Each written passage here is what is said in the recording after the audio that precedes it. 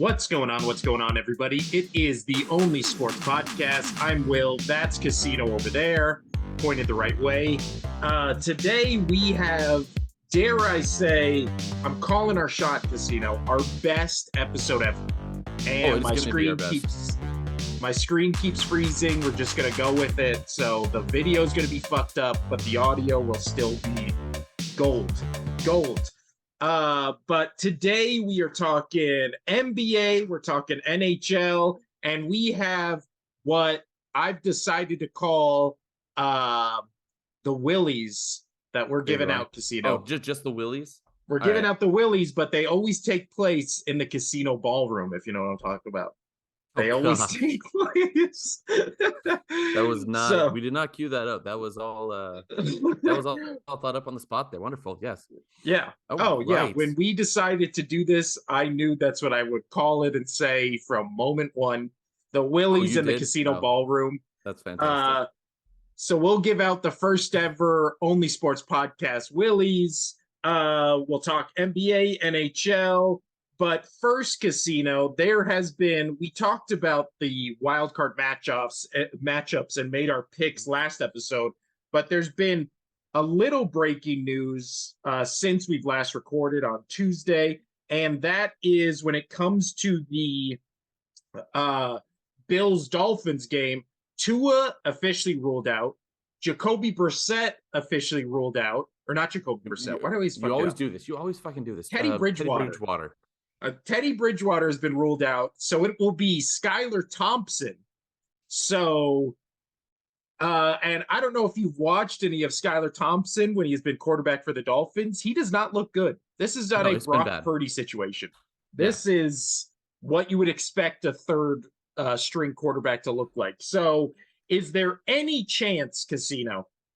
Give me the wildest blueprint you can for how the Dolphins pull. Probably, do you think if the Dolphins won, it would be a bigger upset than if Seattle beat the 49ers? Oh, definitely. I think it would too. 100%. There's no question on that. And the wildest way of how this could possibly happen, well, Josh Allen would have to get hurt.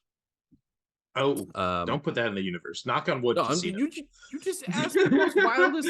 That's what it's. That's true. What do you want me to do here?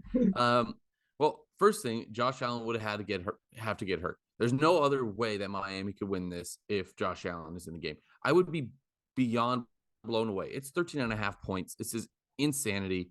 That's pretty much it. If Josh Allen gets hurt, and then the Bills forget how to play defense, which I doubt that's going to happen. Miami is a shamble of a team. They barely made the playoffs. Buffalo's going to steamroll them, and that's what it is. So, I mean, I didn't know we were doing the picks first. I thought we were doing the awards first.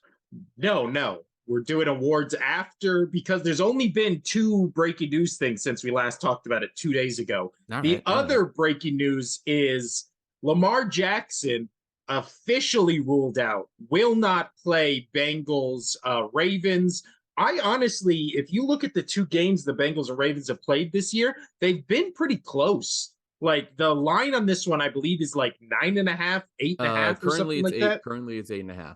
Yeah, I don't think both the other 2 games have been like within 3 points of each other, and the last one was with Huntley at quarterback. Huntley, this is not a Skylar Thompson situation. Huntley is an NFL quarterback. Like he is not bad. I could see the Ravens. I don't think the Ravens will win, but he's got a small sample size to say he's not bad. He could definitely show up being bad, but as of what we've seen so far, he's doing just fine. And you're right, Baltimore has played Cincy pretty well, but Joe Burrow is just on a warpath right now. Again, we've talked about it.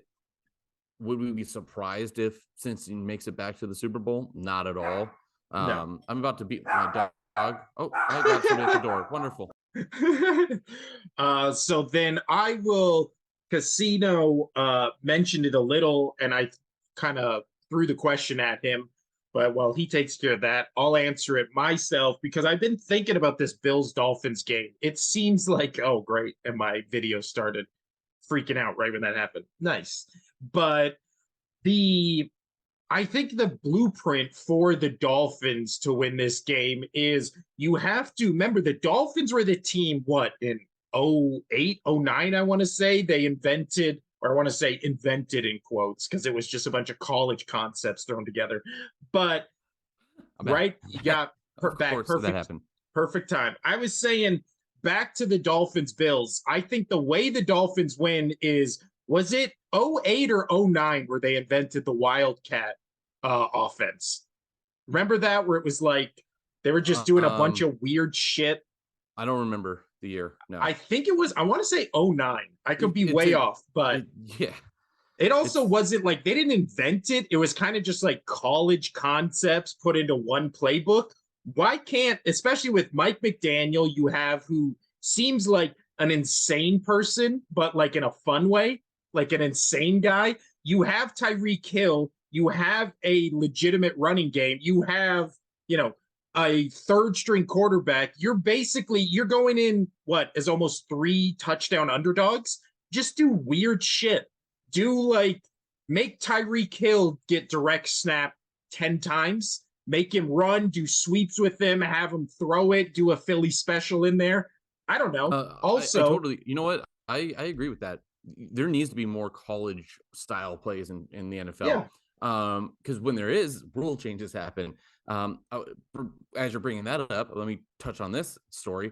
So you know how when the running backs or receivers, they have to announce to the stadium, oh, this player is now eligible, yada yada. Yes. Well, that's because Bill Belichick he did a play from college.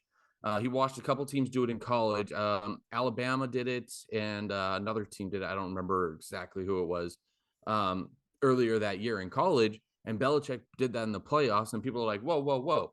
Essentially, he made a player eligible, and that player told the ref, that's how you're supposed to do it, yada, yada. But the other team didn't know the player was eligible because the ref didn't announce it, stop play, announce it on the whole thing. The ref just called it out, and everybody was like, whoa, whoa, well, we didn't hear you do that.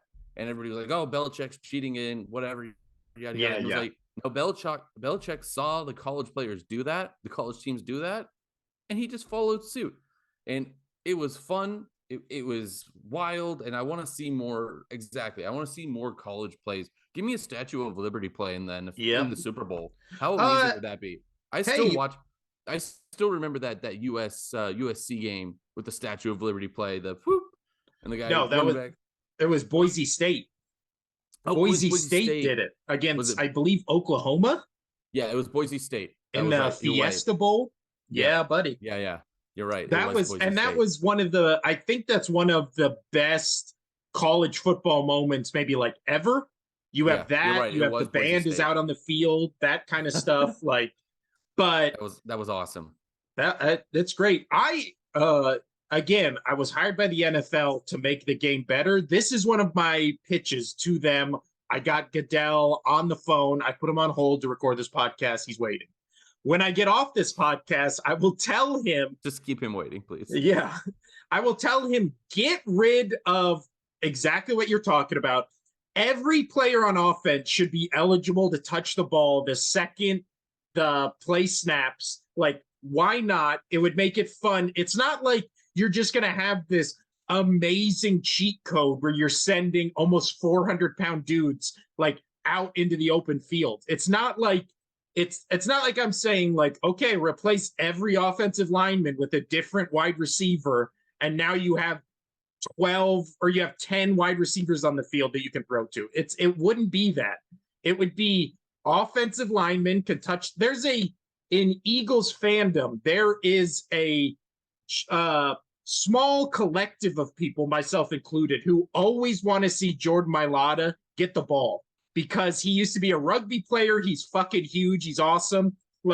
Just get him on the goal line, do the play I always love. Everybody loves it, where one of the offensive linemen checks in as an eligible receiver, runs past the line, turns around, and then just makes the least athletic catch you've ever seen in their life while they're falling down. And then the team loses then always fall down. Always. Yeah.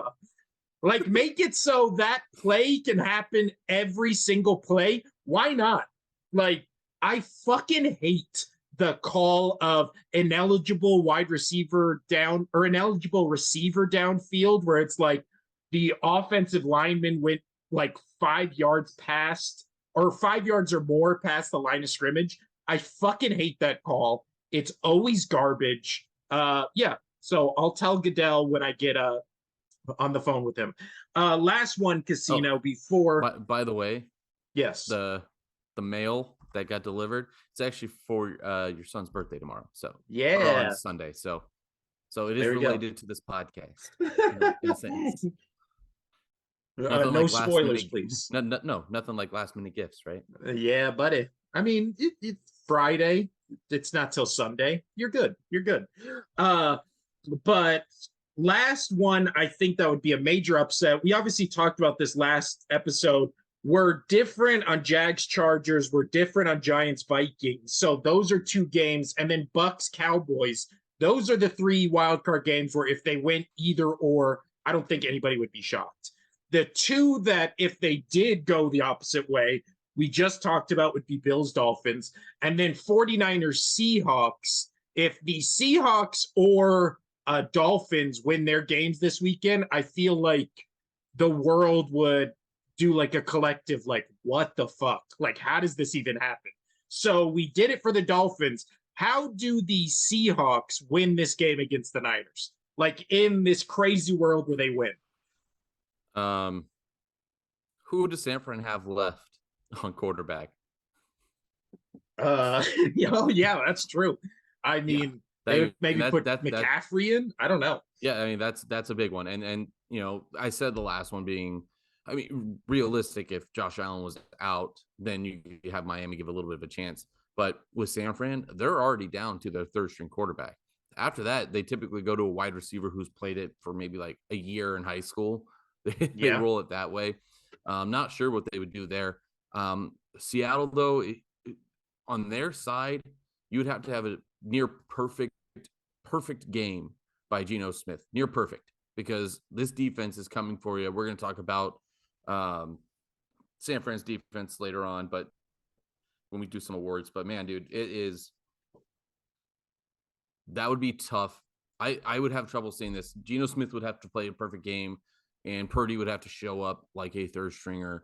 But I don't think that's going to be the chance. This one's only a -9, but yeah. You know what? It's interesting that the 49ers and Bills are so like, you know, like such favorites over the underdogs like you're talking about. But as far as Josh Allen goes, he has this real problem in the past, like, month or 2 where he keeps throwing red zone interceptions. Like, who knows if it's a tighter game than we think it would be, because, you know, again, it's hard to beat a team 3 times in a season. And they lost to the Dolphins the first time they played, didn't they? The Dolphins beat them the first time. So this is a team that's already beat them.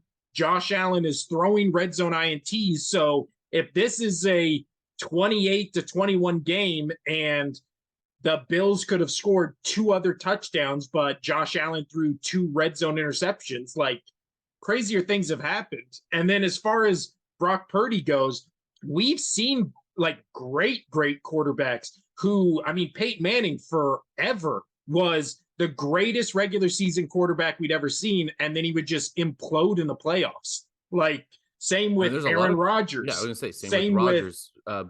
Even, oh my gosh, Tony Romo. Tony Romo would still be a great. Drew Brees. Some of the greatest quarterbacks of all time. Just the second they get to the playoffs, it's just like, they look completely different. So Brock Purdy, he started 6 games?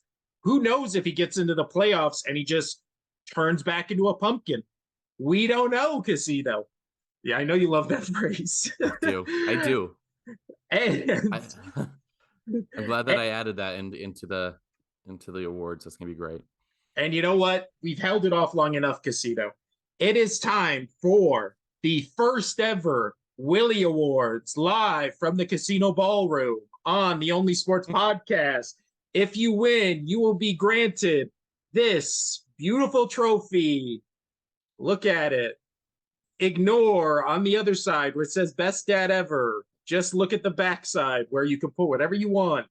the trophy casino. And the trophy will be given out to the winners of such categories as League MVP.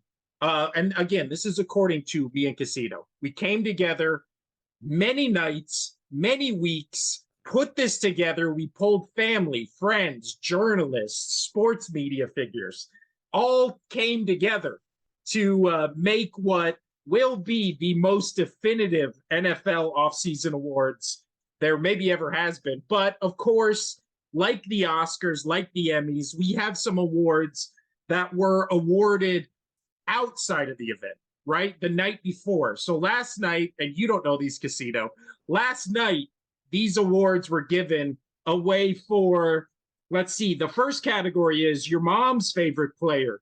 And of course, the winner was Zach Wilson, everyone's mom's favorite player.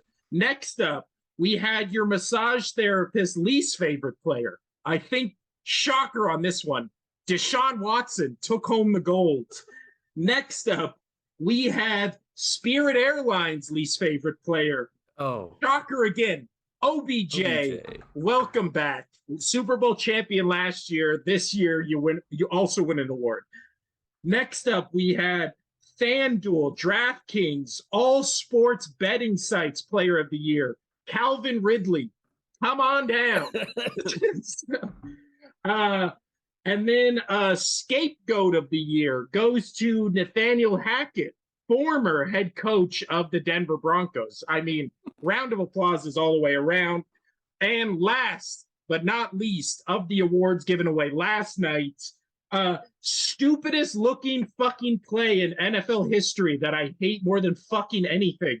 The Chiefs merry-go-round play from week 18 just got in under the buzzer. And, I mean, just round of applause to all the great candidates, all the winners of the technical awards that, couldn't make it on the main show. But now it's time to get to the main show, Casino. Oh, man, that was delightful. Thank you for that treat. Thank you for not telling me about those. You're welcome. That was fantastic. Yeah. I wrote all those joke categories last night, and I've made myself laugh. So I knew I could get you on a couple of them. But let's start the Willys with the first official Willy Award winner, which will be for biggest dumpster fire of the year, Casino. The candidates are Broncos, or I should say the Denver Broncos, the Cleveland Browns, the Arizona Cardinals, the Los Angeles Rams, and the Chicago Bears. Now, Casino, of those possible candidates, who do you think is the winner of dumpster fire of the year?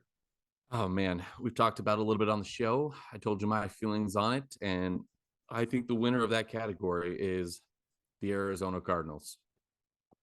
Interesting. And why would you say that? Oh, because they fired their coach and because everybody on the team fucking hates each other. They're about to trade away their best wide receiver and, all those kind of reasons? Yeah. Yeah. Interesting, Casino. The committee talked about it, and the Cardinals actually did not win. What did win was the Denver Broncos, strictly for the fact that they were supposed to go to the Super Bowl, according to me, and they did not. So your pick. You got it. Well, I also, the Arizona Cardinals were kind of just off to the side, and you never really had to watch or think about them unless you were an Arizona Cardinals fan. The Denver Broncos, the first 10 weeks of the season, every single game they had was a standalone primetime game. So they were always there.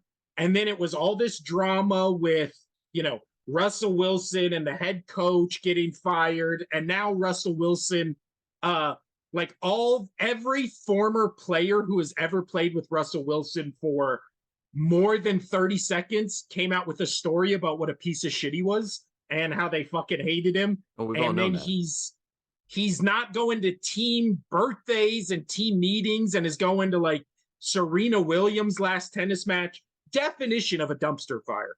You have no money, you lose all your picks, and the guy you get in because of all those reasons throws I believe, 13 touchdowns on a 17-game season, which is, I feel like, almost impossible, right? For a starting caliber NFL quarterback to throw that Who's few touchdowns. Who's won a Super Bowl? Oh, God. So the committee came together and they talked about a casino, but Denver Broncos, they were this side of the table's pick to go to the Super Bowl, and they weren't even fucking close. And now who knows what they're going to be. Rumors that Sean Payton is going to be the head coach of this. So, I mean, coming out of retirement here.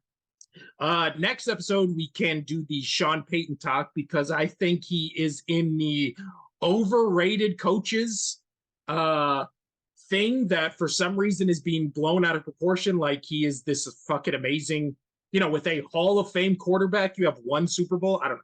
We can get to it. Next up, Casino. Let's go from the negative to the positive. The sneaky good team of the future. And that means, a team that maybe this year, maybe they underperformed. Maybe they are a good team that has room to grow. Maybe they're just a sneaky, good-looking team for next year. The candidates are the New York Football Giants, currently in the playoffs, but I put them on this list. I mean, we collectively put them on this list because they have like the fourth most cap space going into next year. Yeah, and they're already ridiculous. In the playoffs. I was looking up the cap space. It's insane. It's fucking crazy. Like how they have this good of a team and that much money to spend. That's impressive. That's impressive. Next up, the Detroit Lions, a favorite of this podcast, who I wish was facing the 49ers this week. I think we both do, but yeah. They deserved it. The New York Football Jets. So we have both New York teams on here. Good defense. Mike White, obviously home to Willie winner, Zach Wilson. Next up is the Pittsburgh Steelers, Kenny Pickett, tiny hands himself, and then the Houston Texans. So, Casino, I did give you the envelope to this one. If you would please read who has won the sneaky good team of the future.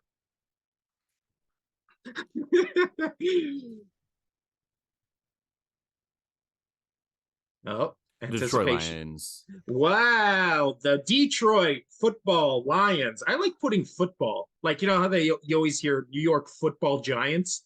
I wish every team did that. I like how it sounds. The Detroit Football Lions. That sounds kind of cool.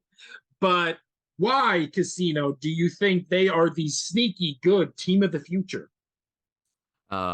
You fix a few things on defense and you got an extra 4 or 5 wins there. Like, that's all it is. You work on that defense. That offense is set. They're looking great. I think too many people put them down for so many years. And it was in the book. It was in the envelope. They won. Yeah, they legitimately. It's crazy to think the Detroit Lions legitimately could have been what? An 11-12 win team this year if they literally, we've talked about this pretty much since the beginning of the season. If they had literally an average defense, they have an average defense. They are a 11-12 win team. Like, that is impressive in the NFL. They would be hosting a game. Yeah, they would be probably like fighting Minnesota, and they beat Minnesota, so they would have been fighting Minnesota for the 4th seed in the NFC, which is crazy. They were 1 win away from being the 8th seed or 7th seed. But yeah, I mean, Detroit Lions, I think the committee all agreed. I think the next one on that list would be the Giants, right? Just because of what we talked about, just from them. Jets, but... Well, the Jets, interesting. Everybody gives Mike White a blowjob. I think we've been privy to that as well. This season, he only had 1,200 yards, 3 touchdowns, 4 interceptions. Why does it feel like he's so much better when he's in the games than he actually is? Because he's replacing Zach Wilson. I mean, that's true. He's everybody's mom's favorite quarterback, but everybody's dad's one of the most hated quarterbacks, right? Because he steals your chicks, and he steals your team's draft picks. All right, Casino.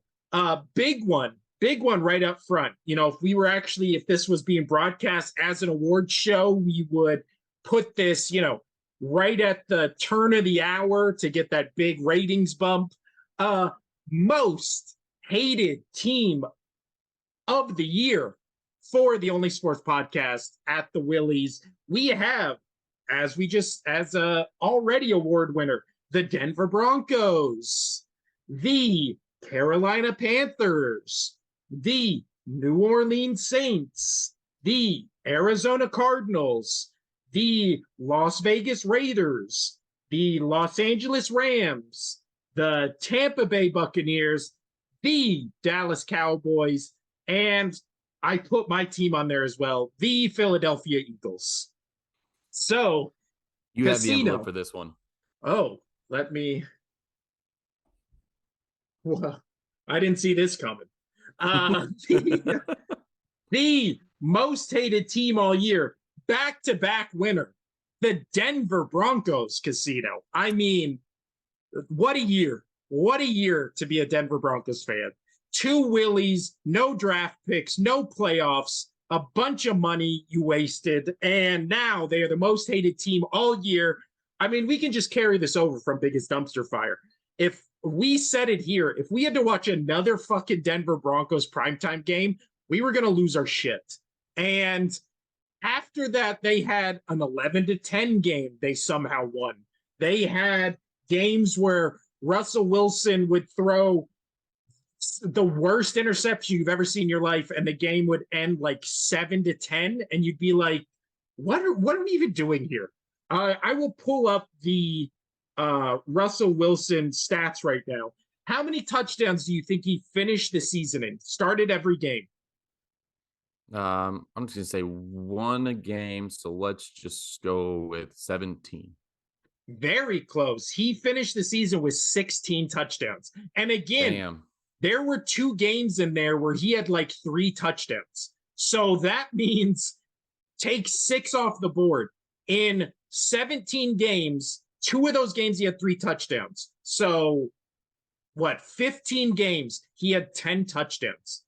That is, again, you paid $250 million for this person to be the quarterback of your team, a team that was last year, like everybody was like, you know, the Denver Broncos, they get a quarterback, they have weapons, they have Jerry Jeudy, they have, I believe it was Noah Fant. Like, they have good offensive weapons, a good O-line, a top 5 defense in the league, and you throw 16 touchdowns, 11 interceptions, have a season QBR of 36.9.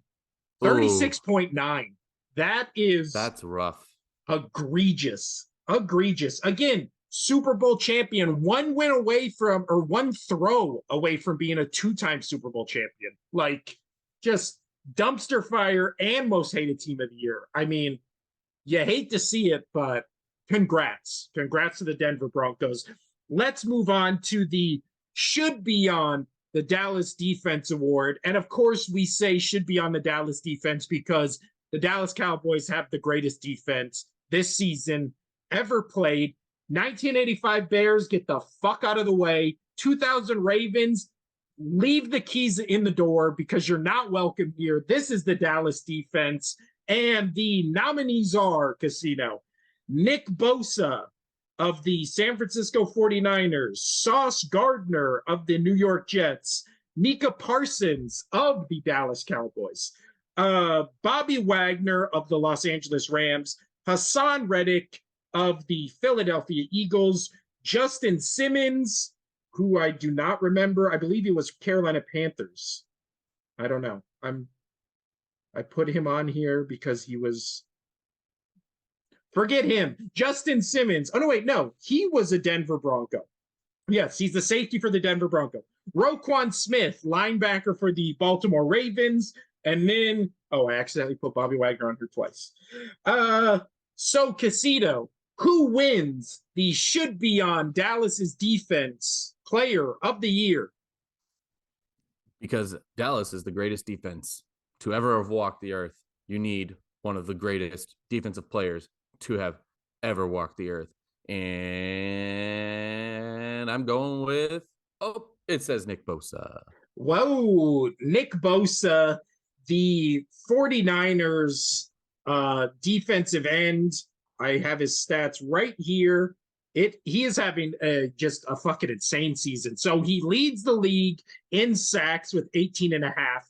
I believe Hassan Reddick is second with, I just had him pulled up, with 16. So he has 16 and is number 2. Bosa has almost 3 more sacks than the closest one to him. He has 2 forced fumbles and then 41 solo tackles. But again, if you're on the defensive line, you just want to be like a disruptor, right? Like sacks are nice and everything, but that's what you want to be. Yeah. You want to either be a run stopper. Agree with that? Does the committee agree with that? I mean, we just read the votes here. You know, we're not the vote makers. We're the vote readers. The committee agrees with that. Wow. All right. You know what? This is getting a little too first things first, Nick, right? We need to change the name. It wasn't a committee. What can it be called?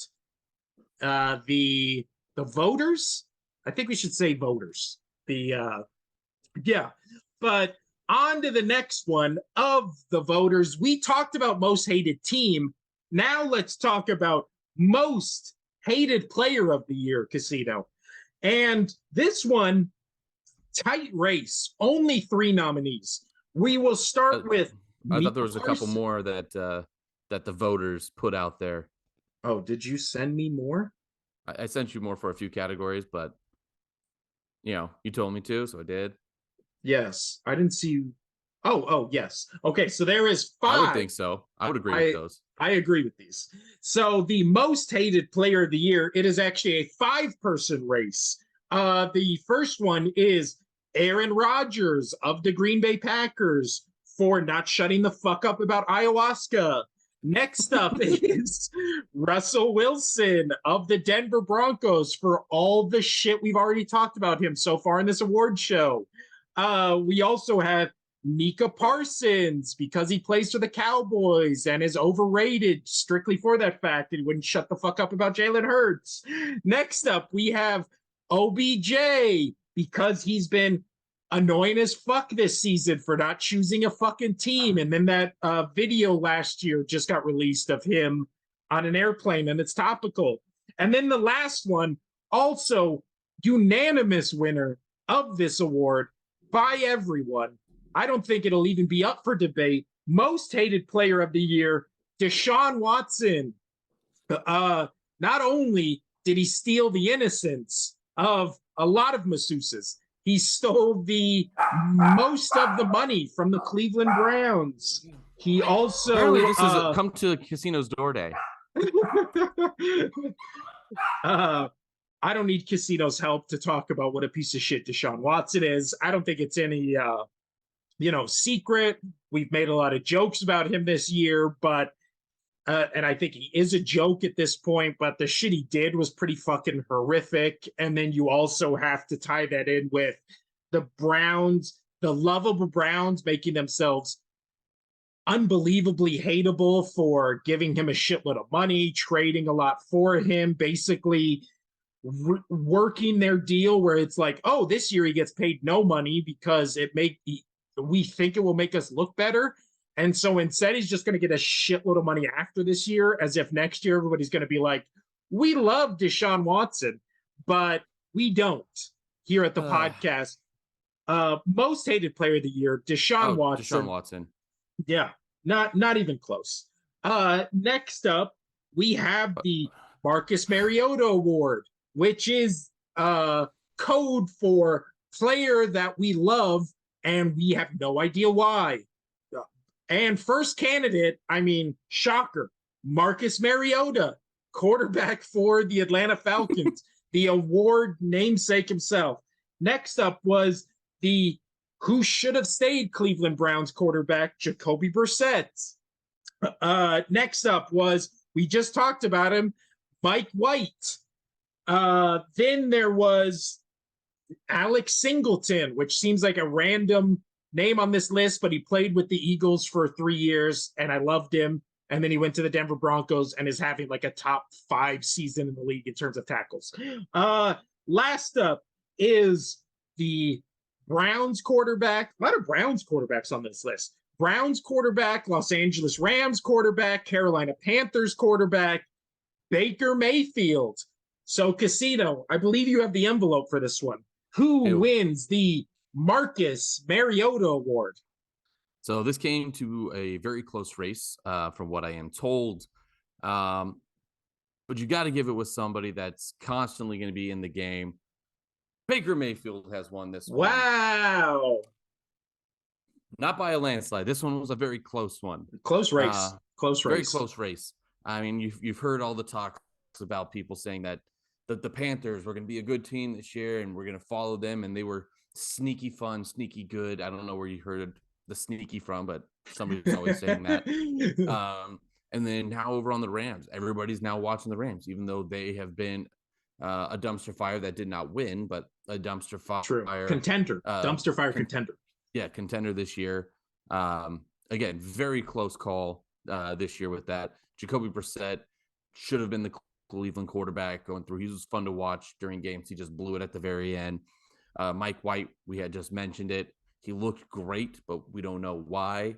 We don't know why. It's because he was and everybody, Mariota, but he got benched. He didn't play the entire season. So yeah, and he was fun early in the season when he was in there. Right. He was fun. But you don't get to win your award this year. I mean, we should have had him on to actually give the award, but due to budget constraints, we couldn't get him. Yeah. We spent all our budget on this. Yeah. And there's like 15 awards. I bought 25 of them just in case. Yeah. So I'm hoping for the next doorbell ring here is going to be Marcus Mariota saying, "Hey, I can do this. Can I do the podcast?" And I'll be like, we've already said your segment. You got to go, buddy. Yeah. Get out of here. I mean, I'll talk to Roger about it, and, we'll see. He wanted to come on, and I was like, no, we're fine. We're fine. Yeah. But maybe he has a connection. We have kids. We don't need you smoking around them. Yeah. But as far as Baker Mayfield goes, he only had 10 touchdowns this year, 8 interceptions.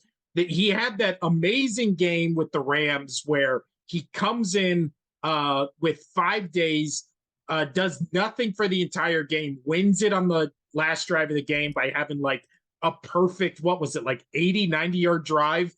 That was Mayfield magic. Yeah. I also, what is it? Oh, no, I crossed that name out. Never mind. Next up, Casino. This is a very prestigious award because it does not only go to one player, it doesn't even go to one team.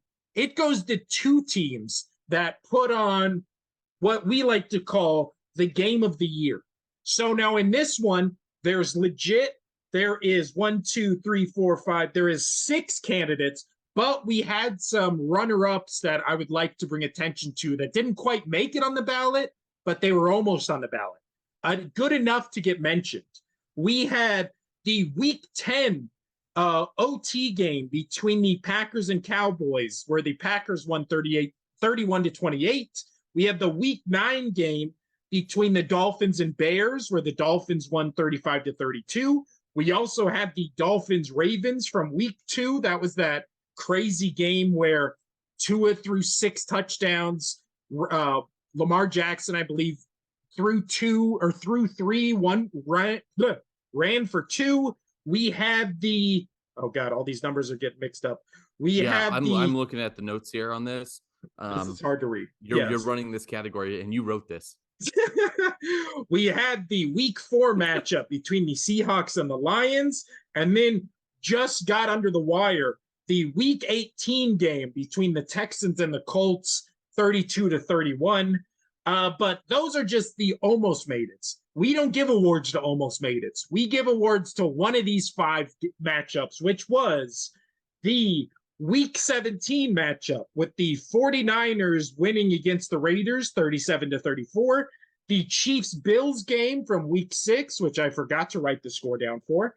The Chiefs-Bengals from, I had to scratch that out. the Chiefs-Bengals game, the Raiders-Patriots game from week 15 that ended 30-24. I don't remember how that game ended. I just remembered it being a thriller.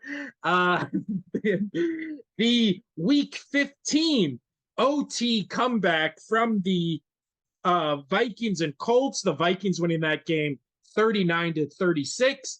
And then what I think, well, I don't think, I know because I have the envelope right here. I have opened it. The game of the year is the OT thrilling victory of the Vikings 33-30 over the Buffalo Bills in week 10. I mean, congratulations. At this point, yeah, that was absolutely insanity. That could be a Super Bowl matchup. I mean, both these teams are in it. Casito, do you disagree with the voters on this game of the year? No, I don't. That was absolutely insane. I watching those last like 20 seconds or whatever it was on that goal line was just some of the craziest sequences in football I've ever seen. It was absolutely insanity. The ups and downs that those fans had was just insane. It was wonderful to watch. I have no argument with that one. Yeah, I think the voters got that one right on this one. The crazy thing is, I think the second game of the year would be the Vikings and Colts. Like Vikings 100%. In contention for both games of the year. They've had, I mean, you could also throw the Vikings Giants on here as well. So they've had just a year of crazy good games, which would you, if you were a fan of the Minnesota Vikings, would you love this season or hate it in terms of watching the games? Because every game you're sweating balls and then you barely win at the end and nobody takes you seriously. Would you take that over being like 9-7? Oh, 9-7 or what close, the Vikings are now? No, I mean, I would take what the Vikings are now, 100%. I'd rather, obviously, you want your team to win better or win more. For me, though, I thought you were going to go along the lines of, you know, as a fan, were you excited for all the exciting games this year? And that answer would be hell no. Hell no. No. I'm one of those fans. I obviously close games that get you, you know, your adrenaline up. If you win, it's like you're on the biggest high of all highs. If you lose, like the Patriots did, you're on the lowest of all lows, and you want to jump off the you know, nearest bridge. The nearest bridge. But oh yeah, what was I saying? I was just having a flashback and really sad. No, I want my teams to blow out teams by 30, 100%. So like I get asked that a lot when I watch my college basketball team, and everybody's like, oh, you know, it's a 10-point game with 8 minutes to go. Like, you should feel comfortable. And I'm like, no, I want it to be like a 30-point game with 2 minutes to go. Then I will feel comfortable. See, that is one of the things we agree on. I hate when my team is in close games, but I like watching other games with teams I don't give a shit about that are close. 100%. Yeah. And also, I was going to throw this at you. What is your game of the year for your team? Do you have one? Man, that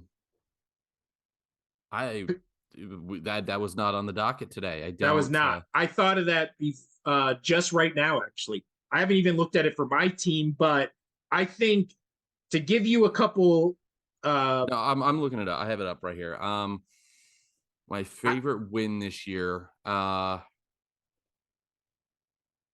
Honestly, I think my favorite win this year would have to be when they beat the Lions and nailed them out, gave them a 29-0. That's true. I really enjoyed that.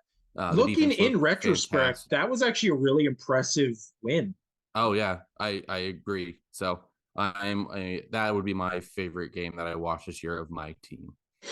I think mine would either be the blowout against the Titans or Giants, like we just talked about. Like, it's always funner when your team, it's always more fun when your team blows out. Funner sounds right. It's always more fun when your team blows out the other team. There's also that Steelers game, but to me, my number one game was the first time they played the Cowboys. That whole week was just Dallas fans being like, we got oh fuck, what was that guy's name? Their back. We got Cooper Rush. All we need is Cooper Rush. He's 5-0, the best defense in the league, and then all the Eagles did was just shut them down. And they also had Micah Parsons. Exactly. The best defense that's ever played, a best defensive player, and all they did was shut him down. It was a hoot, dare I say a hoot. But let's get back to the awards, Casino. We still have 4 more awards to give out, and this is where it gets down to, the big ones. This is where we are expanding. These awards will make or break someone's year. Basically, it'll be devastating if you're not chosen. It'll be an honor if you're nominated, and it'll be more devastating because you're nominated but don't win. Right? I've built it up enough. Next up, the Dick Kicked In Player of the Year, which means I actually took a screenshot of this, which is what I was looking for, because I saw the term dick kick, and I was like, it gave me the definition, and I was like, no, that's not what I mean by this. And then this was what I meant by this.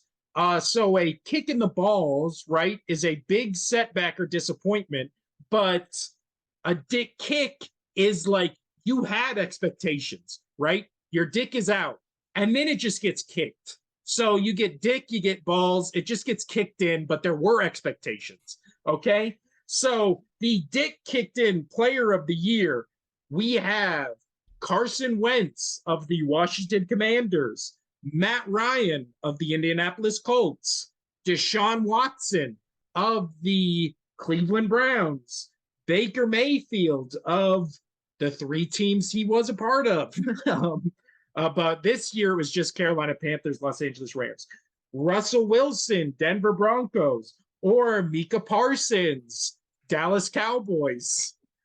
Casino, you have the envelope for this one. Who is the Dick Kicked In Player of the Year? Oh, man. Let's open this bad boy up. The voters, I mean, they had debates about this for weeks. For hours. So I have it right here. There is an asterisk for a single game as well. But the winner of the full award, outside of like the handle, I would say, of the full award is the Russell Wilson. Man, his Denver Broncos they're sweeping this up. They're cleaning up. Yeah. I'm impressed. I mean, but the voters, they did come together, and the biggest dick kick of the year for a single game was Matt Ryan. Yeah. To his ego. To his soul. I mean, if you look at the season Matt Ryan had, he got benched for Nick Foles, who played one of the worst regular season games, maybe ever. Just an abomination against a Rams team that was garbage. They were dumpster fire of the year. Then he gets benched for Sam Ehlinger, who comes in and doesn't look bad, but it's also just like, who the fuck is Sam Ehlinger? But I mean, so this is why Russell won over Matt Ryan. I'm just going off of saying Matt Ryan for that one game where he blew it again, and he's got now some of the worst losses in NFL history. I forgot about that. He was playing against the Vikings. Oh God. Yeah, that was bad. But Russell Wilson, he was supposed to be they have a great team. Denver is a good team. Yes. They just have a shitty quarterback that nobody respects anymore. And he got his dick kicked in this year by not only the other teams and the other defenses, but by his own organization and players and fellow teammates. So good on you, buddy. Maybe your wife can take care of you there. But he's against that, right? Because he waited till marriage. Well, I guess now that he's married, I guess she could, but I don't know. Russell Wilson again, always just been a fucking weird guy. Not for that, not for like waiting till marriage. That's fine, but just everything around that was always just like, huh, this is a weird guy. But all he's getting all the awards this year, so he's got to be honored about that. Next up, Casino, an award near and dear to my heart. It is the Turned Into a Pumpkin Award. And that phrase means, if we're following the Cinderella lore, which I don't know why we wouldn't, once they look great, right? They were going to the ball dressed in their Sunday best, the glass slipper, they had a carriage, it was all going great. And then all of a sudden the clock struck midnight, right? And their carriage turned back into a pumpkin. And in this scenario, they themselves turned into a pumpkin. So the nominees are for the Turned Into a Pumpkin Award: Aaron Rodgers of the Green Bay Packers, Russell Wilson again of the Denver Broncos, Adam Thielen of the Minnesota Vikings, Micah Parsons of the Dallas Cowboys, and then Jadeveon Clowney of the Cleveland Browns. I have the envelope here. Would you please hand that? Thank you so much. And the winner of the Turned Into a Pumpkin Award, wow, upset alert here, Jadeveon Clowney of the Cleveland Browns. Come on down. So, Casino, I don't know if you knew this or not, but I think Jadeveon Clowney is one of my most hated NFL players of all time. I did not know that. I cannot stand him. He also had that hit on Carson Wentz a couple of years ago that took the basically destroyed the Eagles' playoff chances when he was with the Seahawks, I think. I think they were playing the Seahawks. But I've always hated him because he is the definition, in my eyes, of overrated. His entire mystique, entire career is built around that one highlight hit in college. Where he dislodged the helmet. Yeah. Yeah. And he's his NFL career, he came into the league in 2014. Okay. He has 43 sacks, still playing from 2014 to 2022. 43 sacks. We just talked about it. Nick Bosa has almost 20 this season. So he has played, I mean, how many is that? What, 6, 7? He's played almost 9 seasons in the NFL. He has 43 sacks, but people talk about him like he is just this all-time great, player. And he's been on Houston. Then he went to Seattle. Then he went to Tennessee. Then he went to Cleveland for the past 2 years. This year, he started, or he didn't start, but he played in every game this season. He had 28 combined tackles, 14 assists, 2 sacks, 0 interceptions. Again, just the Turned Into a Pumpkin Award because everybody blows this guy up as just this crazy, like when you listen to announcers, when Jadeveon Clowney's on the field, they're always like, oh man, you better be scared. You better, and it's just like his best season, he had 9.5 sacks in 2017. Just garbage. I've always hated Jadeveon Clowney, and it was in 2019 against that Seattle team where he did a dirty hit that took Carson Wentz out, and then we didn't have Foles, so it had to be Josh McCown, and I fucking hated it.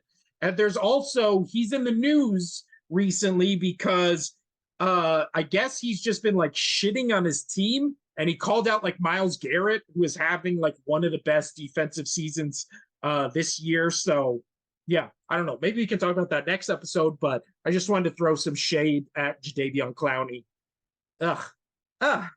So that is our shocking upset of Turned Into a Pumpkin Award, Casino.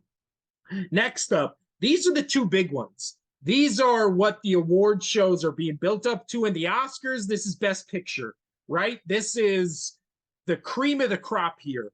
Let's first start with the MVP No QB Award. And I mean, it just sounds exactly like what it is. You can be in this contention for having one of the best seasons at your position, as long as that position is not quarterback. So let's see. Did you send me names for this one? I don't Yes, you think I did. sent you. Oh, I did? So I did. The 1, 2, 3, 4, 5, 6, the 8, the big field here. 8 nominees are AJ Brown of the Philadelphia Eagles, Tyreek Hill of the Miami Dolphins, Justin Jefferson of the Minnesota Vikings, Josh Jacobs of the Las Vegas Raiders, Nick Bosa as the of the San Francisco 49ers, Micah Parsons of the Dallas Cowboys, Travis Kelce of the Kansas City Chiefs, and finally Sauce Gardner of the New York Football Jets. And Casino, I believe you have the envelope on this one. Who wins the MVP No QB award of the year? Drum roll, please. Justin Jefferson. Whoa. Justin Jefferson, the leading wide receiver in the NFL. He is first in the league with 128 receptions, first in the league in yards with 1,809, tied for 11th with 8 touchdowns, and 20th in the league in average per catch. He also had maybe catch of all time that was the Colts game, right? Or no, that's what Bills sealed game. That's what sealed the deal him over Jacobs, who had a phenomenal year as a running back.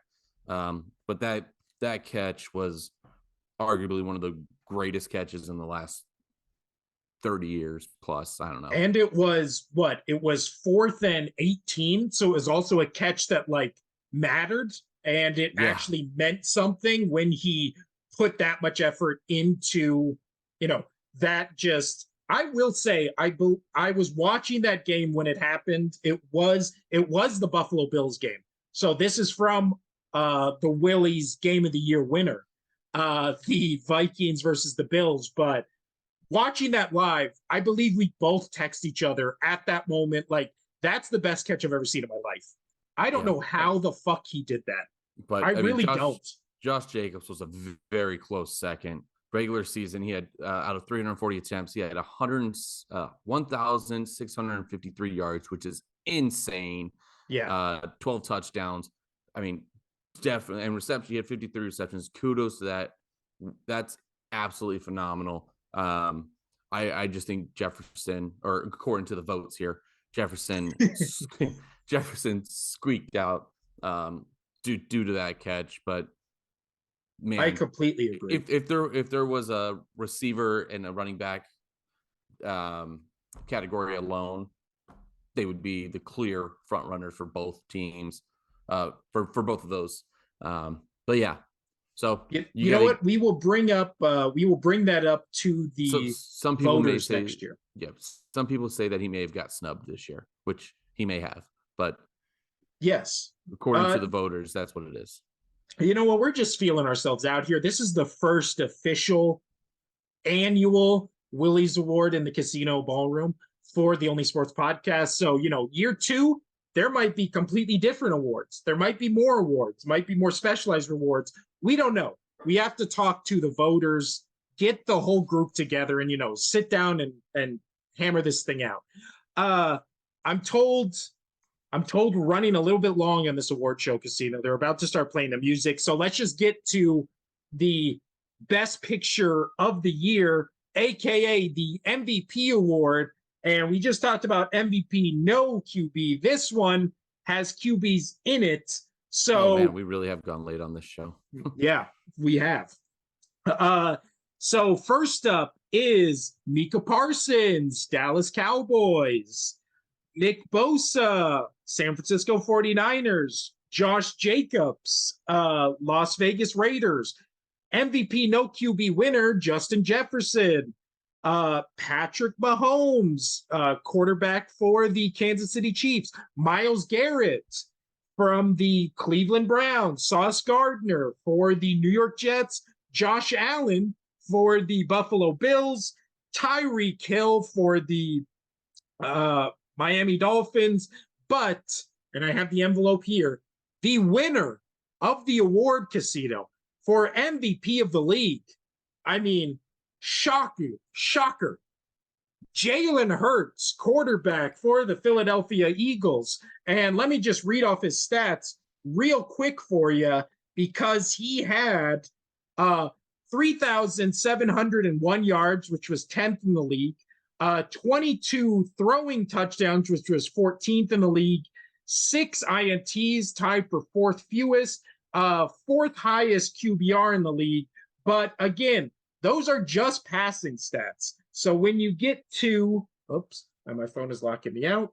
When you get to the rushing attack this year, he had, oh, there it is. He had 165 attempts, 760 yards, 13 touchdowns. I mean, so that means 13 touchdowns rushing, and what did I just say? This is all over the place. 22 touchdowns throwing. So he had 35 touchdowns this year, only 6 turnovers. He only lost 1 game when starting. The runner-up, Patrick Mahomes, also had a pretty good season. But is he as valuable to his team as Jalen Hurts? He's probably more valuable. We just didn't get to see that this season. So do you disagree with the pick for MVP, Casino? I do not disagree. I think the voters got this spot on. Well done. and he still locked up the MVP. It actually made, and we talked to the voters about this, it actually made his case more for MVP, that when he was out, the most talented team in the league pretty much folded without his leadership and presence. So, sometimes it's what you do on the field as much as you do off of it. So thank you all for coming to the first annual Only Sports Podcast Willy Awards that took place in the beautiful Casino Ballroom. We will be back next year at the end of the season as well. But now let's move over to the NHL Casino. So take us roll there. That for you. So I know we kind of covered it last episode with the NHL. Your sound went out. I am on mute because the dog was barking. So fantastic. So like last week, where I talked about their scheduling or where they were coming into the All-Star break, where their seating were. We're not going to get into that again because we just went over. Not much has changed. But with that, let's get into the All-Star break because it is coming up here very shortly. It's going to be February 4th and 5th. Can't wait for it. It's down in Florida this year. So a little different than it was last year where it was here in Vegas and it was a little bit cold and breezy and players enjoyed but did not enjoy hitting those pucks off the Bellagio fountains during the wind and cold where they whatever. People always think players. Vegas is just always hot. It's not. Yeah, but when you're standing on when you're on this platform in the peak part of the Vegas winter with wind blowing, yeah, it's a little chilly. When you have hockey players saying that it was cold, hockey players from Canada saying that it was cold, yeah. So shut it to all those people. Anyway, so what I'm going to do is I'll kind of give you a brief on how the NHL All-Star works, because I'm not sure if you know about how that works, Beach. And then I'll go through the list of who made it so far, the fan votes coming up. Don't need to do snubs because of how this works out. So pretty much how the NHL All-Star playoffs work is in each division, you have 4 divisions. You get to choose 7 players and 1 goalie. That's what the committee picks, and there's 1 player from each team that gets to go. So a lot of people think players get snubbed, but that's when you get to the fan voting, and that's fun because then the fans get a vote per division, 2 extra skaters and 1 goalie. So those who do get snubbed, they don't get snubbed because the fans get a vote on it and they get to get put in. So I think it's a very fun and fair way for the NHL to do the NHL All-Star picks. because they get to pick the one player from each team that's good, and then they also get to pick, and then the fans get to pick the rest. So with that, let's just hop right up into it. So in the Atlantic Division, the head coach is Jim Montgomery for the Bruins. He was awarded coach for the Atlantic Division. Goalie, no surprise. You got Linus Linus Ullmark. I always get it wrong. For Boston Bruins, he is a 21-1-1. So he's only lost 2 games, one of those in regulation. So he's only dropped 3 points as a starting goalie this year, rocking a 1.86 goal average. Our goals against, save percentage is 939. It is absolutely insane. Damn near unheard of. This goalie is top mark and would probably be the number 1 pick overall for players of the year. Then to kind of keep this podcast moving, we also got Tage Thompson, the right winger from Buffalo Sabres, with an amazing 30-goal season so far with 25 assists. He is currently on pace easily to get over 100 points this season. Phenomenal, because they have they still got some games in hand, so it is quite awesome for what he's been doing. To keep going a little faster pace, we got Dylan Larkin, the center from the Detroit Red Wings, Matthew Tkachuk from the Florida Panthers in left wing. Another center is Nick Suzuki from the Montreal Canadiens. We have Bradley Tkachuk, family member. Ottawa Senators from the left wing. You also have the other center from Tampa Bay, Nikita Kucherov, and then Mitch Marner, left wing for Toronto Maple Leafs, rolling in as the last spot. The Metropolitan Division head coach, don't ever get his name right, from the Hurricanes, Rod Britamore, Brian Damore. I'm really bad with hockey names, are just so tough. With the right winger, though, from the Carolina Hurricanes, you have Andre for Shavinkov. I can never say his name right. I'm really bad at names. Johnny Gaudreau, left wing from the Columbus Blue Jackets. Even though he's left the Flames, he's done fantastic. Jack Hughes as the center from the New Jersey Devils. Brock Nelson, center from the New York Islanders. Igor Shesterkin, he's the goalie for the Rangers. So he's the goalie that made it out of the Metropolitan. Well done for him. I do not disagree. He's rocking an 18.65 save percentage. Kevin Hayes, center from Philadelphia Flyers. Of course, you get Sidney Crosby, center from the Pittsburgh Penguins. And rounding out is Alex Ovechkin, left winger from the Washington Capitals. So those are your 8 picks out of the Metropolitan. Moving to the Central Division, we got head coach Pete DeBoer, who is now the coach of the Dallas Stars. And the players that you got representing them, you got Clayton Keller, center out of Arizona Coyotes. Even though Arizona is one of the worst teams in the league, Keller has had a phenomenal year. I don't know if he would get picked if you didn't have to pick a player from every team. Just saying. Same going with Seth Jones from the Chicago Blackhawks, defensive player. Then you also have for the Colorado Avalanche, Cale Makar. He's a defensive player.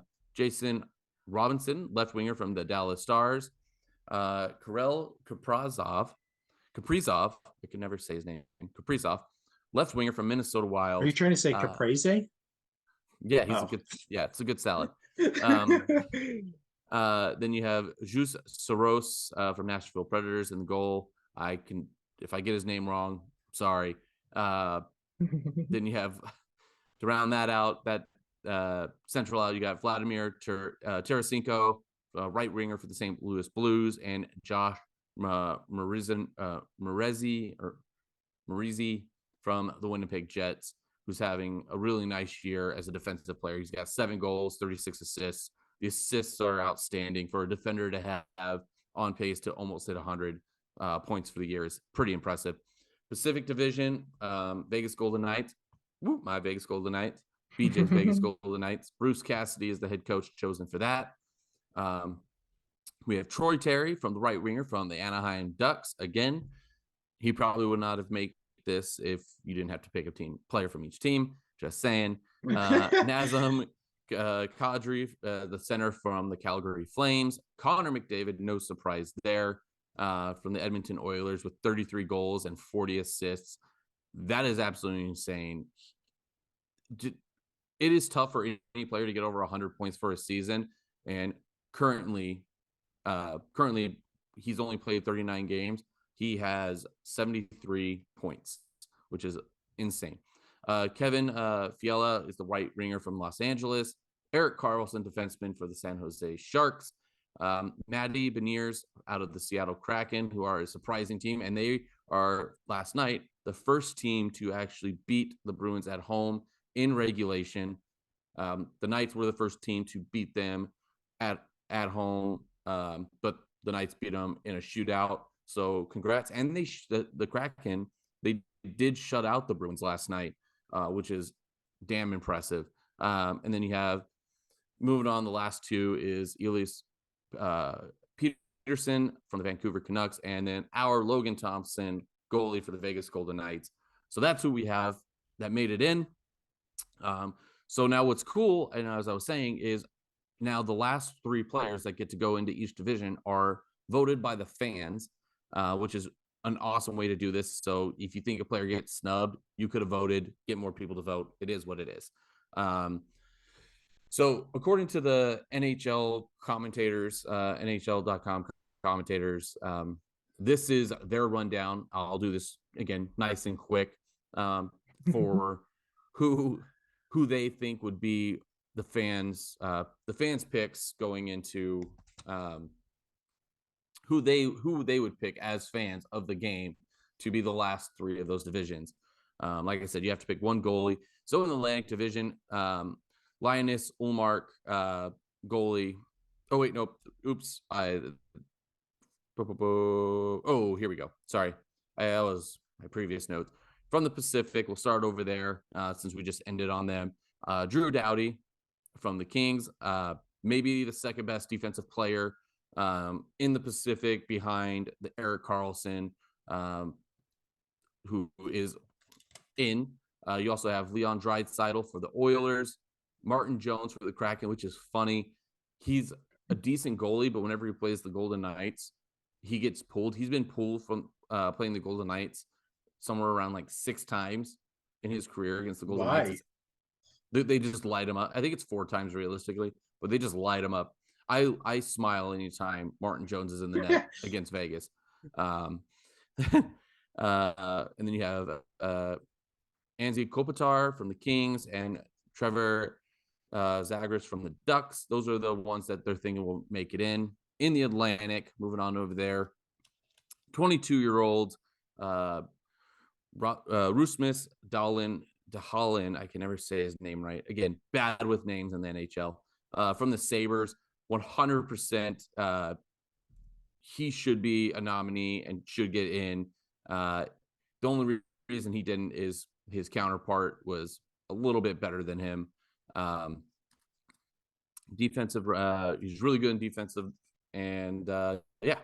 So moving on, Victor Hedman, defender. Oops, where am I going here? Oh yes, Victor Hedman. I guess I didn't write that down where he was from, but he should he should get in there. Just for a fun fact, because they do the skills competition before, and last year he was actually won the slap shot competition with 103.2 miles per hour, which is insane. Still, my boy Zdeno Chara still has the record at like 108.8 or something like that, but that's because he's like a 6'10" dude that has a wingspan that, yeah, of course he's gonna hit it the hardest. And then you got Hampus Lindholm, the goalie from the Bruins, and the only reason he's not in there as the number one goalie, that's because his counterpart in there, he's, like I said, Ullmark was he's 21-1-1, which is absolutely insane. Austin Matthews led the last 2 seasons in goals. I'm sure he'll probably get in. And then Steven Stamkos from the Lightning. Metropolitan, these are who they think. You have Jepsa Bratt from the Devils. He's just a fun player. He's got fast skills. Like, people like to see what he does when he has the puck. Very, very well liked player for that organization. Brett Burns from the Canes. Travis, I can never, whatever, from the Flyers. That guy. John Tortorella from, again, I never write this down, but he's, I believe, Maple Leafs. Consistent goal scorer. I don't know why I didn't write that down. And then the goalie is the Islanders goalie, who's another fellow Russian goalie, friend of Igor Shesterkin. So they could probably have a lot of fun together. You're killing these names, Casino. Killing them. It's so tough. And I say their names and hear their names all the time because I've been watching hockey for years and I still can't get their names right. And then last but not least, we have the Central, Kyler Connor from the Jets. He has 46 assists this last year and 93 points last year. So he's a solid player. Like to see him get in. Connor Hellebuck as the goalie coming out of the Central. That's who I really think should be the goalie choice. He's literally just a brick wall back there for the Jets. The Knights know this very well because he pretty much shut them down every single time. Sadly, Joe Pavelski for the Stars. I hate him very much. He played for the San Jose Sharks, and he's just a tool, and just not a fan of that guy. Mikko Rantanen from the Avs, one of the top scorers this year. And then, yep, I'm just gonna end it at that because I am so bad with names. But yeah, it's okay. I'm also bad with names, Casino. So I know I just kind of rushed through that, and that may have been an ear sore for a lot of you guys. So I do apologize for that. I thought it was some of your best work. No, it's probably not. But anyway, what do you feel free to leave comments on who you think would be, if you're into hockey, who you think should be your fan picks for those last 3 picks out of the divisions. Obviously, I don't care about what you think about the picks that are already in and snubs, because the snubs are the ones you get to vote for. So yeah, been a pretty exciting first half of this season, and I can't wait to watch the skills competition because they do some fun ass shit. Yeah.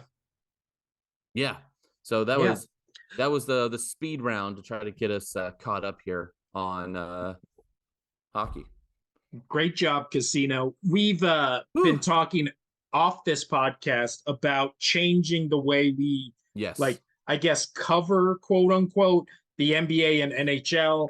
So I feel like on Tuesday's episodes, we're going to more do what we've been doing, which is talk about the games that have been important the past week, talk about the standings, like kind of what goes along with that.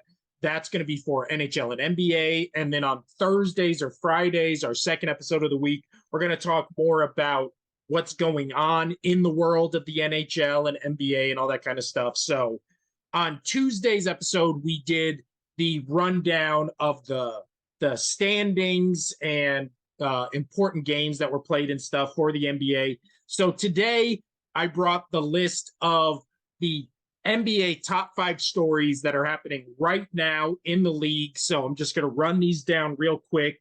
So to bounce off of what you were talking about with the NHL All-Star Game, now we are talking about the NBA All-Star Game because the NHL and NBA seasons kind of run parallel to each other. So the NBA All-Star voting is interesting because I feel like of all the sports, it's the most fan-centric version of the All-Star Game because the fan voting is 50% of the vote. So it would be like in the NHL or in the NFL for the Pro Bowl voters, literally half of them just being fans. So the main difference is in the NBA, I actually really I always hated the Pro Bowl, right? The NHL skills competition is great to watch. I love the NBA skill competition as well. I'm interested to see what they do in the NFL this year with the Pro Bowl skills competition. The NBA, like All-Star game, I am actually always a fan of. I love watching it because you get the best players in the West, the best players in the East, and now they've switched it up the past couple of years where they just give you one team captain, and then they pick who they want of the All-Stars. I think it's a great thing, and you can tell it's all fun and games in the actual All-Star game until it gets to like the last 2 minutes, and then people start trying and actually, actually start playing basketball and just not letting their friends, put up crazy dunks and shots and all this kind of stuff. So the NBA All-Star voting at the moment has LeBron James in the Western Conference. It's LeBron James, Jokic, Anthony Davis, Zion Williamson, Andrew Wiggins, Paul George. Oh, this is where I start fucking up names, Casino. Markkanen from the Utah Jazz, Draymond Green, Kevon Looney, and Kawhi Leonard. Obviously, the fan voting kind of fucks up the rosters, but then again, in All-Star weekends or Pro Bowls, you kind of just want to see the stars of the league, right? So that's why you have people like Anthony Davis, where he's had stretches this season where he's been good, but has he been all-star level this season? No, because he's been injured for most of it. And that was just the front court for the West. The guards for the West are Stephen Curry, Luka Doncic, Ja Morant, Shai Gilgeous-Alexander, Klay Thompson, Russell Westbrook, Damian Lillard, Devin Booker, Austin Reeves, and DeAndre Fox. For the Western, Shai Gilgeous-Alexander is having like a crazy, I guess, interesting season because the Thunder aren't really good.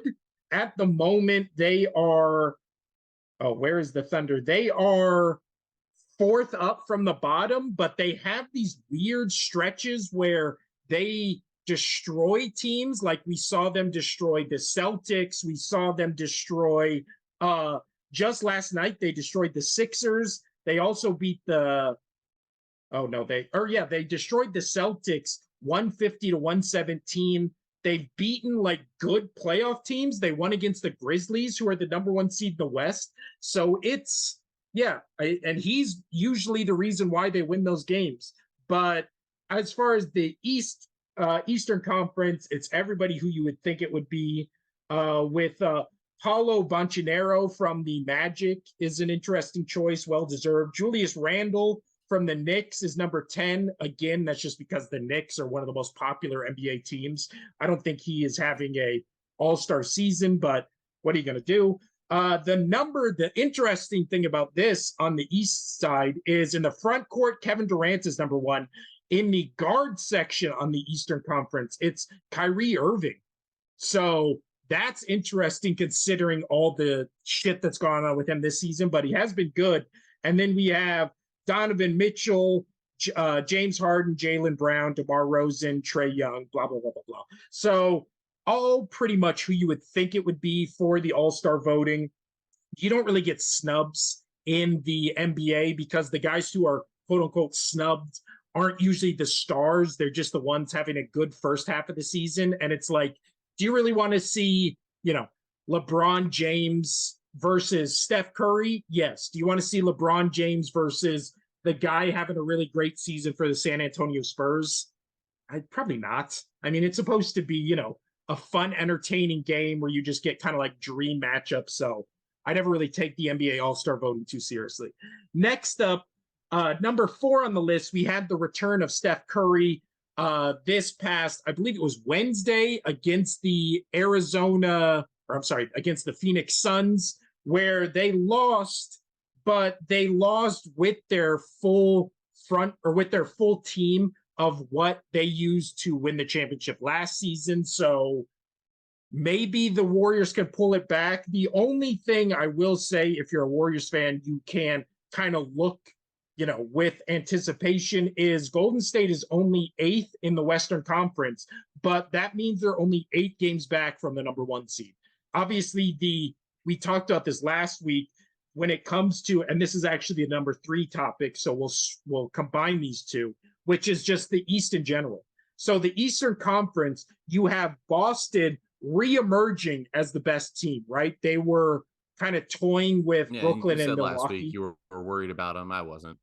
Yeah, and they've bounced back in a big way. They've won, I believe, like 3 or 4 in a row, or they've won 5 in a row, and so they now are back up to 31-12. And you're seeing on Inside the NBA and all the NBA talk shows already, you're getting that question of Celtics or the field, right? Because they're clearly have reestablished themselves, if they ever lost it to begin with, as the number 1 team in the East. Then you have Brooklyn, Milwaukee, Cleveland, Philly, all within, 3-4 games of the top spot. And then the rankings just kind of fall off the cliff, right? So the East is now a 5-team race between all the 5 I just listed. The shockers this year are Miami and Atlanta at the 8th and 9th spot. I mean, they just look like completely different teams than what they have been in the past. Yeah, Miami, to me, again, as I've shared with the podcast, I don't follow NBA as much, but Miami dropping that hard was mind-blowing. Yeah. Well, and then on the West, in the Western Conference, Golden State's at the 8th, but they've obviously had injury problems and just really haven't been playing up to the standards, but that team's a lot older than they were. The Miami version on the West, in the Western Conference, is the Phoenix Suns. They're 21-22, and people were thinking they were going to be, the Celtics of what the Celtics are this year in the West, in the Western Conference. So the Phoenix Suns falling to 21 and 22nd. Chris Paul looks like Father Time finally caught up to him. Devin Booker is doing God knows what at this point, but that moves us to, because I want to talk about this Western Conference team, our number 2 topic of the week, which is Luka Doncic. And the Dallas Mavericks are 24-19. They just had a 2 overtime thriller last night to beat the Lakers. Both the ending of regulation, Luka hit a 3-pointer to send it into OT. And then at the end of the first OT, Luka hit another 3-pointer to send it into double OT, and then the Mavericks ended up winning. So yeah, he's so talented.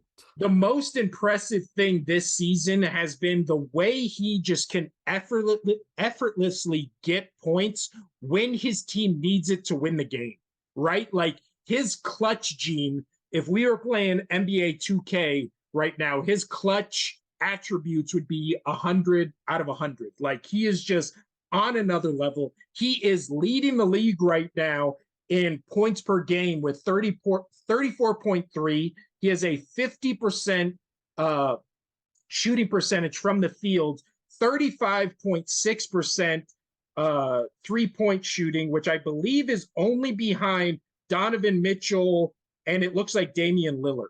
So he's top 3 in the league in shooting 3 percentage. So when he goes up for a 3, he's most likely than only 2 other players in the league to make it. And then he also averages 9 rebounds and 9 assists a game. So he's leading the league in scoring, almost averaging a triple-double in every game. Just outstanding, just absolutely crazy. And then the Mavericks are really making a run with him, obviously, as the front runner of that team to be a top 4 team. They could easily finish in the West as the number 1 seed if they just keep playing like they have been. And yeah, now let's go to the number 1 topic, Casino, and then I have to get out of here. We are running late because of technical issues before this, but I'll make this brief. The number 1 thing this season people have been asking about the NBA is, and it's always phrased this way, does the NBA have a scoring problem, right? I'm sure just in passing, you've heard that topic or seen it being discussed. And we've talked about on the show where Luka had a 60-point game. And then a couple days later after that, Donovan Mitchell had a 70-point game. And there's been, a bunch of 50-point games by Embiid and Jason Tatum for the Celtics. Just every star in the league this year feels like they've had a 50-point game or more, right? Well, and it's just turning into a solo. That's what it is in basketball. It's a solo person game. Like, it's not a team sport anymore. Well, also combined with the issue of all teams basically now have at least one star, right? You're not watching a game where they don't have somebody who is clearly the star of that team. Even the bad teams have this. We talked about OKC with Gilgeous-Alexander, right? He's a star on a bad team, but he's still a star. Now, the issue is when you have basketball teams made of stars, most NBA stars are made by scoring, right? Name the best defender in the NBA. I watch the NBA. I have no idea who the fuck it is. I could not name you one person who's like the lockdown defender, because everybody always credits Ben Simmons as being one of the best defenders, but that's only because he never scores, right? He played a game, I believe, last night. It was the Nets and the Celtics, and he had his 8th game of his career where he didn't score 1 point, but he played almost the entire game. So he's the outlier. They only credit his defense because he's so adverse to scoring. So I started thinking about this, and I was just like, everybody keeps saying scoring this season is out of control. So what is the average that NBA season games are in terms of what the final score is, right? Right. So okay. I looked this up on Basketball Reference, and it's the NBA league averages per season in terms of the scores. Get what I'm saying? So yeah, in terms of what each team scores in that game. So and there is some validity to what people have been saying where there's more points per game. This year, the average team scores 113.9 points a game. Okay? That is, from what I am looking at on this chart, that is the most in the league since the 1992-1993 season. So almost exactly 20 years. And, what caused this? Well, now there's people who are better at basketball. Defense is kind of not a trait we even talk about, and it's an all offensive game, kind of what we've seen happen to the NFL, right? Where it was just all rules now benefit the offense, which makes defenses worse, right? Yeah. Because they don't have an edge up in the game. Same thing has happened in the NBA. Also, we've internationally opened the game, right? The best player in the league is Luka, who is not an American. He's from overseas. You have Giannis. You have all these players now from all around the world consolidating in one league with what we just talked about. In the East, there's only 5 teams that are legitimately quote unquote good. The West is much more open, but you have so much talent on such a small number of teams that you're going to have higher scoring. But in terms of most points scored or most average points scored in a season, almost all of the 80s and the beginning of the 90s, there was higher scoring percentages of those teams than this season right now. Now, again, we're only halfway through the season. So does that number keep going up? Who knows? But if it stays where it is right now, this wouldn't even be one of the biggest NBA scoring seasons ever in terms of what teams are averaging per game. So is there an NBA scoring problem? No, there really isn't. When you look at the numbers, we haven't seen it like this in 20 years. And the way to fix this generation, it looks different. Yeah. And the way to fix that, honestly, I already got Roger Goodell on the phone, for the NBA. Maybe I'll get Adam Silver on the phone. We can talk about the NBA. You might need to get to that call here shortly. Yeah. We're wrapping up right now because I was supposed to leave 10 minutes ago. But the thing we can do, the thing that every NBA team does now is they live or die by the 3, right? I'm not breaking any new ground by saying that. So you move the 3-point line back. That's it. You move the 3-point line back. You make everything where the 3-point line used to be everything in there, 2 points, move the 3-point line back. People start shooting the three less. The scoring goes down. Do the games get more exciting? We'll see. But I really think that's the only thing you can do. You can't force people to start playing defense. You can force people to start making harder shots for more points. Yeah, we can't really go further out on the sides. So the sides are going to be about the same. Yeah, there'd be I don't know. You'd have to maybe just like the upper bubble you'd push back. I don't know. I feel like they could do it. But this has been you know what? I'm calling it right now, Casino. Our best The Only Sports Podcast episode we've ever done. Do you have anything to add before we get out of here? Nope, I need to go. Yeah, me too. So I'm Will. That's Casino. This has been The Only Sports Podcast. Bye.